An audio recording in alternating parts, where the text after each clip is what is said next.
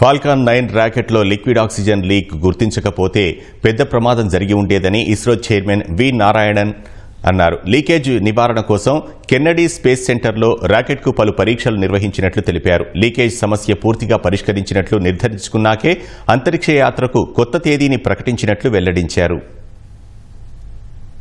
భారత వ్యోమగామి శుభాంశు శుక్లా సహా నలుగురి అంతరిక్ష యాత్ర పలుమార్లు వాయిదా పడింది. ఒకసారి వాతావరణం అనుకూలించక వాయిదా పడితే మరోసారి రాకెట్లో సాంకేతిక సమస్య తలెత్తి వాయిదా పడింది. ఈ నెల 11న ప్రయోగానికి ముందు రాకెట్లో లిక్విడ్ ఆక్సిజన్ లీక్ అవుతున్నట్లు అధికారులు గుర్తించగా ఈ సమస్యను విజయవంతంగా పరిష్కరించామని ఇస్రో వెల్లడించింది. ఇందుకోసం తమ బృందం తీవ్రంగా శ్రమించినట్లు తెలిపింది.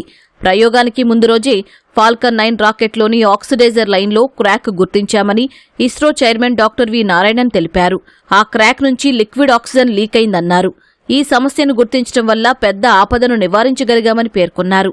ఈ లీకేజీని ఇంతకుముందు ప్రయోగంలో గుర్తించినా దానిని పూర్తిగా పరిష్కరించలేదని ఇస్రో చైర్మన్ వివరించారు. మరోసారి అదే సమస్య తలెత్తడంతో తాత్కాలిక పరిష్కారంతో లీకేజీని అరికట్టాలని యాక్సియం స్పేస్ సంస్థ నిర్ణయించిందన్నారు. అయితే ఈ నిర్ణయాన్ని తాము తీవ్రంగా వ్యతిరేకించామన్న నారాయణన్ లిక్విడ్ ఆక్సిజన్ లీకేజీ కారణాలను పరీక్షించాలని పట్టుబట్టామని తెలిపారు. దీంతో యాక్సియం స్పేస్ సంస్థ రాకెట్ ప్రయోగాన్ని వాయిదా వేసినట్లు చెప్పారు.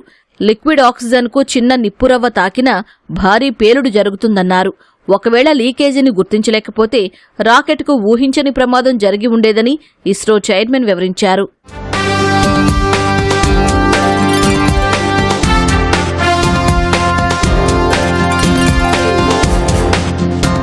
ఫాల్కన్ 9 రాకెట్లో లీకేజీ నివారణ కోసం ఇస్రో బృందం కెనడీ స్పేస్ సెంటర్లో యాక్సియం స్పేస్తో కలిసి పరీక్షలు నిర్వహించినట్లు ఇస్రో చైర్మన్ తెలిపారు. రాకెట్లో క్రాక్ ఇచ్చిన ఆక్సిడైజర్ లైన్ భాగాన్ని పూర్తిగా మార్చారన్న నారాయణన్ ఆ తర్వాత మళ్లీ లీక్ పరీక్షలు నిర్వహించినట్లు చెప్పారు. లీకేజీ సమస్య పూర్తిగా పరిష్కారమైందని నిర్ధారించుకున్న తర్వాతే అంతరిక్ష యాత్రకు కొత్త తేదీని ప్రకటించినట్లు వెల్లడించారు. అమెరికాకు చెందిన వాణిజ్య అంతరిక్ష సంస్థ యాక్సియం స్పేస్ ఈ మిషన్ నిర్వహిస్తోంది.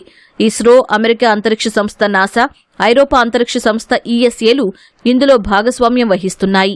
ఈ స్పేస్ క్యాప్సుల్ను ఫాల్కన్ 9 రాకెట్ నింగిలోకి మోసుకెళ్లనుంది. ఇందులో శుభాంశు మిషన్ పైలట్ బాధ్యతలు నిర్వహిస్తారు.